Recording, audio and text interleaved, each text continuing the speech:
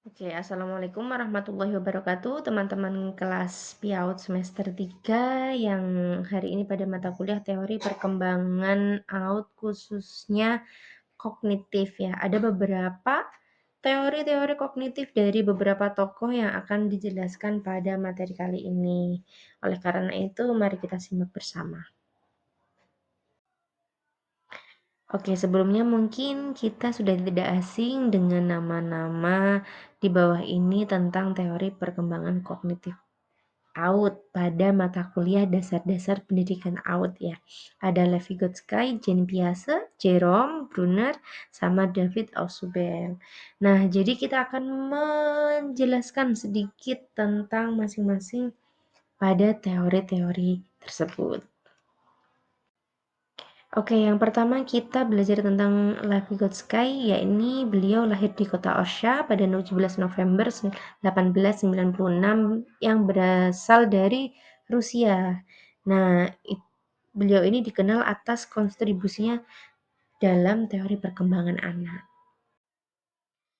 Nah, teori ini memfokuskan pada perkembangan kognitif anak melalui komunikasi sosial. Komunikasi sosial itu sama juga dengan social culture-nya.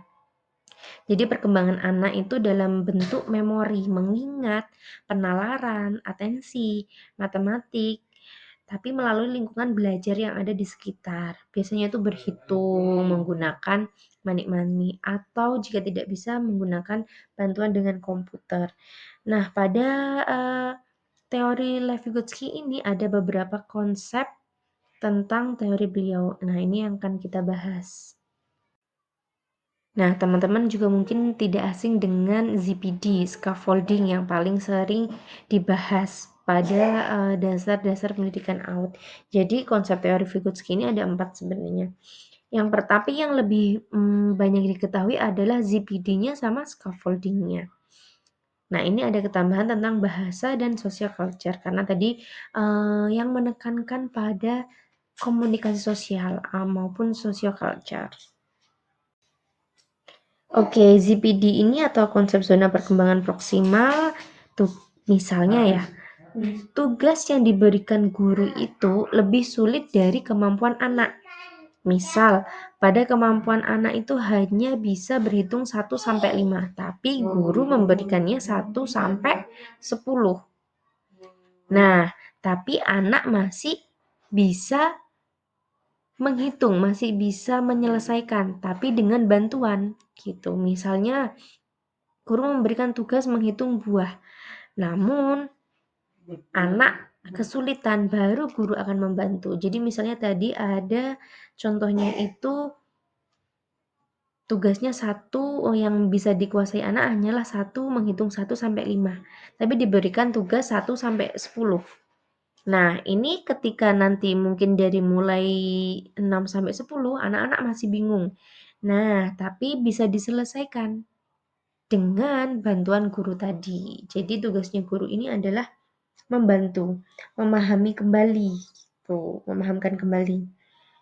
Yang mungkin tidak bisa diaplikasikan oleh anak sendiri terkecuali dengan pertolongan orang lain.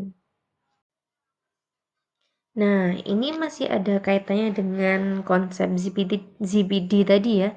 Jadi gurunya ini sebagai motivator atau dukungan. Jadi misalnya guru atau orang dewasa memberikan motivasi atau dukungan sementara agar anak memahami konsep baru. Contohnya ya, biasanya itu demonstrasi dulu, memberikan contoh dulu, konsep berhitung, misalnya menggunakan jari. Nah, 2 tambah 3, yang lebih besar di mulut, 2-nya di jari. Setelah 3, 4, 5. Jadi memberikan contohnya dulu. Kemudian nanti kalau sudah selesai dirasa cukup, akan dilanjutkan oleh anak sendiri. Nah, di konsep bahasa ini menurutnya bahasa itu cuma bukan sebagai alat komunikasi ya, tapi juga sebagai untuk perencanaan. Kenapa bisa disebut perencanaan? Misal, ketika guru memberikan pembelajaran gitu ya, anak-anak apa yang kamu lihat? Kenapa balok ini bisa tinggi ya? Terus bagaimana caramu menyusunnya? Nah, nanti dari pertanyaan-pertanyaan tersebut, anak akan menimpali dengan berbicara, tapi di otaknya juga akan berpikir, mengorganisasikan pikirannya, dan membangun konsep. Oh, yang saya lihat adalah ini Bu, balok. Baloknya tinggi karena saya susun. Caranya saya menyusunnya dari kotak dulu, kotak, kemudian mengkerucut jadi segitiga. Nah, gitu. Jadi bahasa itu berdampingan dengan konsep untuk mengorganisasikan berpikiran. Di mana tadi gurunya bertanya, dia menimpali lewat bahasa, tapi pada otaknya juga merencanakan apa yang saya akan sampaikan kepada guru ketika bertanya seperti itu. Oke, yang terakhir dari konsep teori Vygotsky ini adalah social culture. Kenapa? Karena anak itu belajar melalui kerjasama dan diskusi dengan orang lain. Jadi dia itu cooperative learning ya sifatnya. Tadi kan kalau misalnya di ZPD itu diberikan tugas dulu tuh, baru kalau tidak bisa akan dibantu. Di scaffolding tadi gurunya sebagai motivator dulu, memberikan demonstrasi dulu, baru diberikan tugas. Nah, di social culture ini jadi langsung bersama-sama mengerjakan bersama. Seperti cooperative learning gitu ya. Jadi sudah tahu bedanya tentang 3 tersebut tadi. Kalau ini langsung bekerja sama. Oke, selanjutnya kita belajar tentang Jean Piaget. Jadi perkembangan kognitif anak usia dini terjadi melalui tahap-tahap yang berurutan dan dipengaruhi oleh pengalaman langsung. Nah, anak itu bukan penerima pasif, tapi melainkan pembelajar aktif ya. Jadi membangun sendiri pengetahuan melalui eksplorasi, percobaan, dan permainan. Nah, yang dimaksud biasa ini perkembangan kognitif anak itu akan terjadi melalui step by step pada usia-usia tertentu. Kira-kira usia berapa saja dan apa saja yang dilakukan, ini yang akan kita bahas. Oke, tahapan yang pertama adalah sensori motorik ya. Jadi usia 0 sampai 2 tahun. Jadi perkembangannya tergantung pada tindakan anak Tahapan dengan ini menggunakan indera indera atau kemampuan keterampilan motoriknya menjelajahi lingkungan sekitar. untuk menjelajahi Biasanya lingkungan di tahap sekitar. ini mungkin anak menghisap Jadi di usia 0 jari sampai gitu 6 ya. mungkin dia sudah Kemudian bisa mungkin mengangkat sudah mulai kepala, berguling, memasukkan jari mengangkat ke mulut, kepala, atau mungkin memegang membuka, menutup benda mulut. gitu ya. Jadi 0 sampai 2 tahun. Kalau Berguling-guling. misalnya 0 Nanti usia 6 sampai 1 mungkin sampai sudah bisa sampai membuka 6 bulan biasanya tutup seperti mulut itu. dengan tangan, Menggigit membuka jari, berguling, mukanya, menutup kemudian mukanya dengan mengangkat tangan. kepala. Gitu. Nanti 6 sampai Kemudian 1 sudah bisa bisa membuka mengunyah tutup.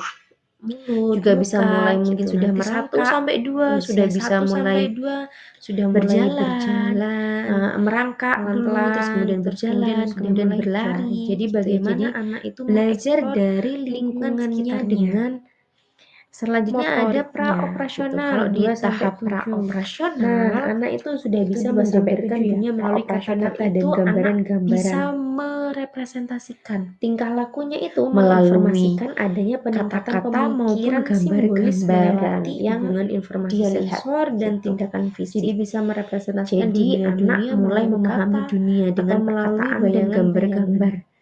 Kata Nah, gambar praoperasional tersebut sendiri merupakan permulaan mencerminkan dari adanya kemampuan peningkatan pemikiran simbolis loh melakukan ya.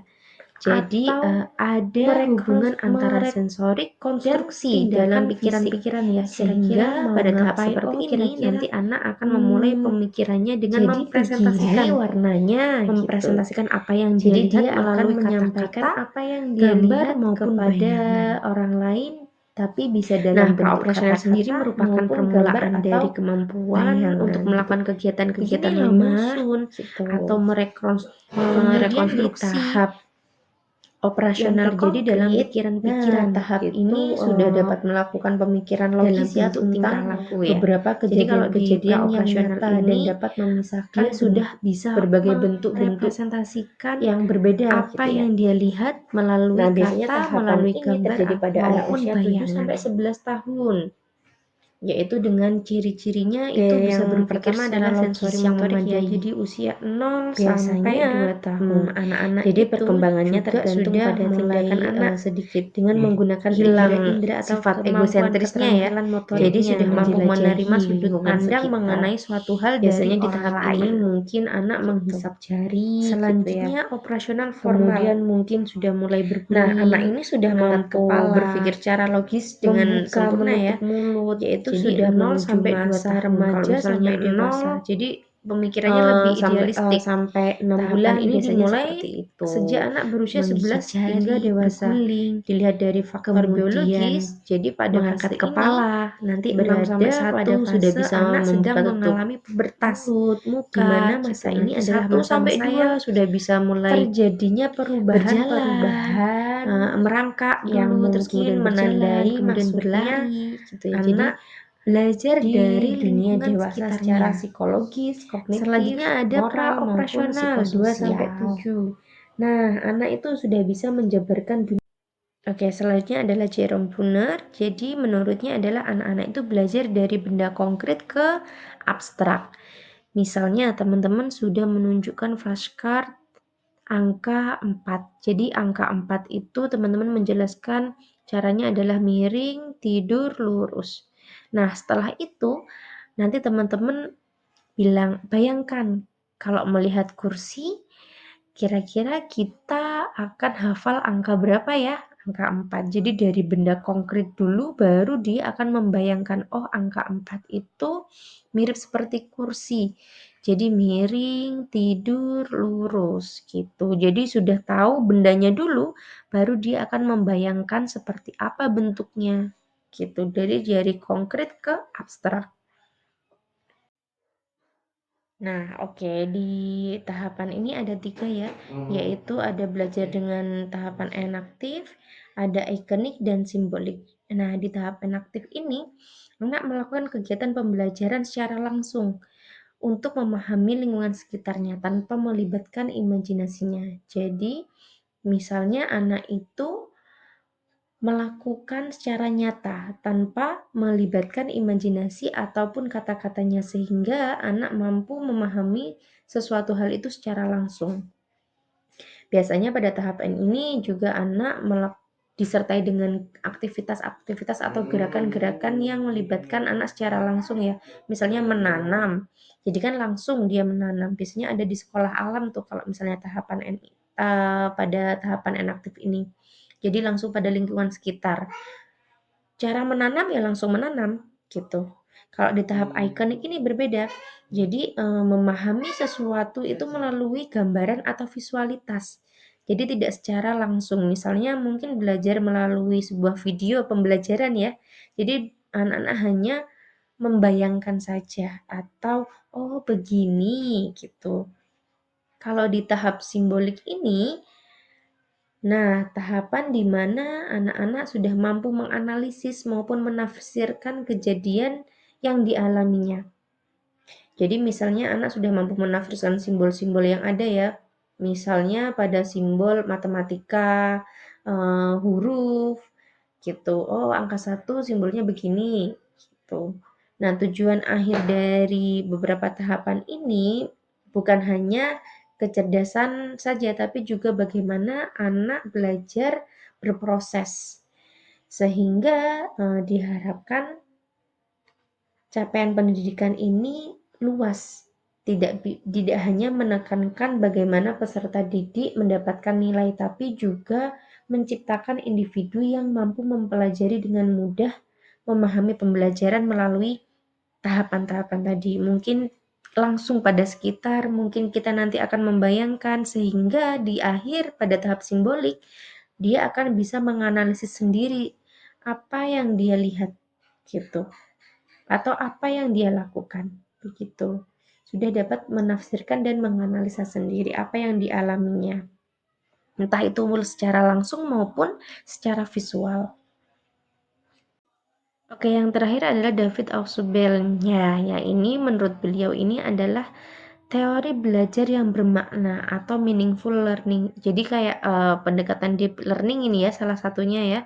Jadi menurutnya guru itu harus mempunyai perencanaan yang terkonsep atau pembelajaran yang terkonsep sehingga nanti proses belajar mengajar itu bisa dipahami. Jadi guru sudah harus mampu untuk memberikan konsep pembelajaran apa sih yang mau saya gunakan sehingga belajar itu bermakna, meaningful untuk anak-anak gitu. Ada beberapa ciri-ciri pada teori beliau ini. Nanti ini yang akan kita bahas.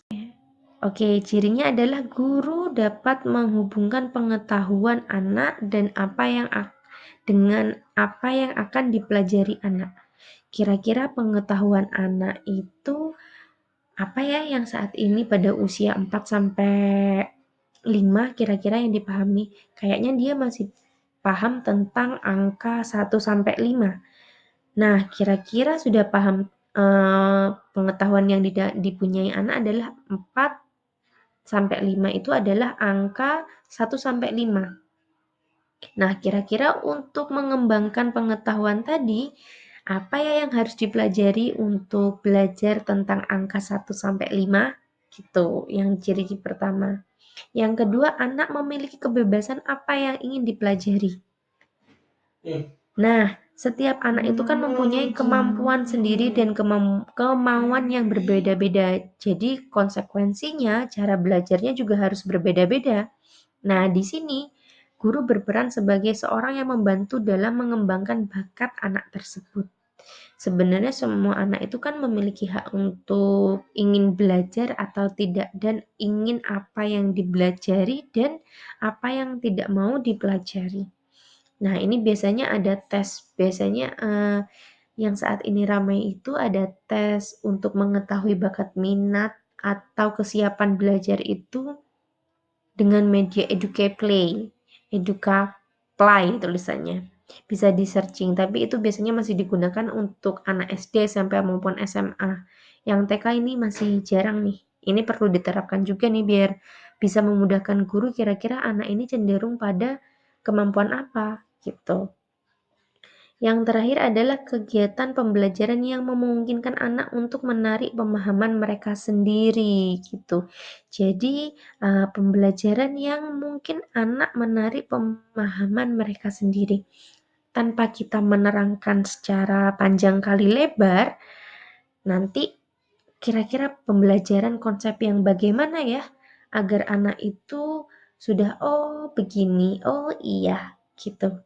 Jadi tanpa kita mengulang-ulang atau memberikan contoh berulang kali, anak ini sudah paham dengan sendirinya. Makanya itu diperlukan belajar yang bermakna atau meaningful learning. Jadi tanpa kita membuang tenaga, sudah terkonsep sehingga mereka akan mudah menarik kesimpulan sendiri atau memahaminya sendiri gitu. Nah, oke teman-teman, sekian dari pemaparan materi dari saya tentang teori perkembangan kognitif anak usia dini ya. Mohon maaf mungkin banyak tulisan-tulisan yang typo yang saya ketik. Jadi mohon dimaklumi, mungkin beberapa teman-teman juga sudah tahu ya sebenarnya saya ingin menulis apa gitu, banyak tiponya. Oke, saya akhiri, kurang lebihnya mohon maaf. Wassalamualaikum warahmatullahi wabarakatuh.